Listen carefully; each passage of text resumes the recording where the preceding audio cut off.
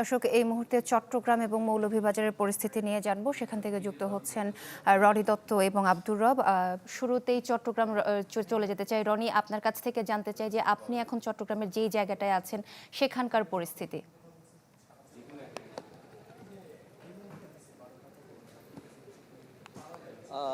আমি এখন চট্টগ্রামের সাতকানিয়া এলাকায় আছি। সাতকানিয়ার যে অবস্থা আসলে চারিদিকে সাতকানিয়ার প্রতিটা ইউনিয়ন কিন্তু পানিতে আসলে তলিয়ে গেছে।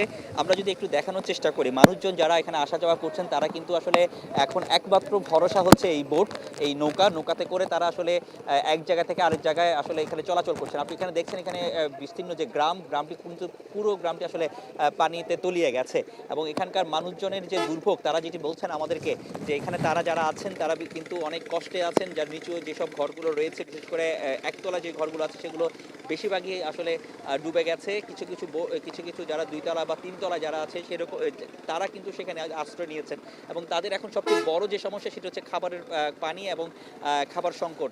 সেই জায়গাটায় আসলে চেষ্টা করা হচ্ছে, অনেকে যারা আটকে আছেন সেই তাদেরকে উদ্ধারের জন্য আসলে চেষ্টা করছেন।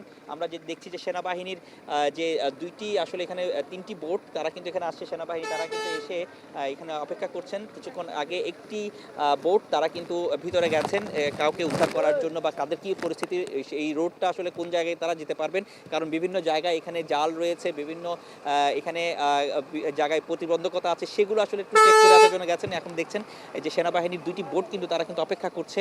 তারাও কিছুক্ষণ পরে যে উদ্ধার অভিযান সেই উদ্ধার অভিযানে তারা আসলে যাবেন এবং একই সাথে যারা যে খাবার দিয়ে বিভিন্ন এলাকায় যারা খাবারের সংকটে রয়েছেন, খাবার পানি এবং বিশুদ্ধ পানি তাদেরকে খাবারও দিয়ে আসবেন। সব মিলিয়ে এখানকার যে পরিস্থিতি সেটা একেবারে খুবই ভয়াবহ।